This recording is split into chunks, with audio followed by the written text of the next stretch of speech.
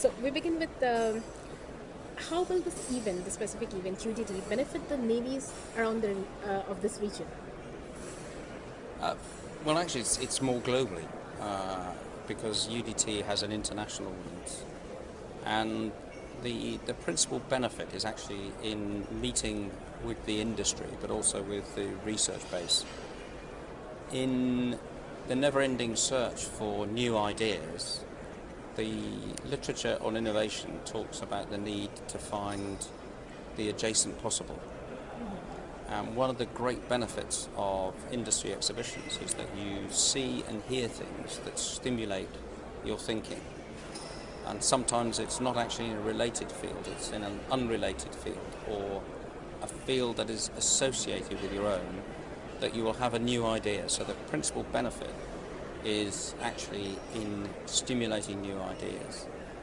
But the other element that's absolutely critical and underpins events such as UDT is the need to network. The need to meet your peer groups, both in industry, in the research world, but also in fellow navies and other users in this field. And events such as this are the way in which you can easily arrange that kind of transaction. And all of our people do business. People interact with people.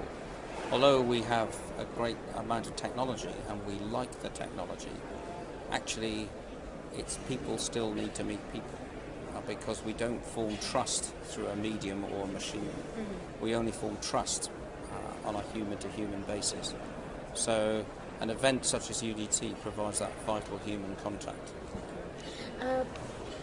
I was speaking to some of the companies, and they enlightened me with this thing that this specific platform is not for marketing. It's more of brainstorming, getting new ideas, talking to people, and getting to know what the Navy who are using, like submarines, and what else they expect from the companies, and also what companies are facing problems to implement or upgrade. There are two principal elements that happen here.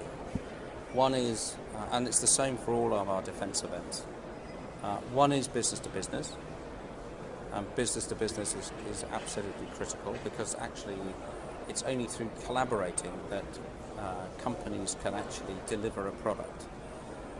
Nobody in the defence industry is now completely vertically integrated.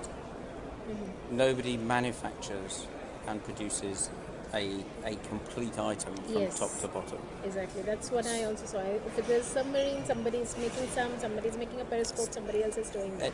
And the issue is, who are you going to partner with, who do you team with, who are the stakeholders, and how do you find new offerings in the marketplace? So business to business is a critical element.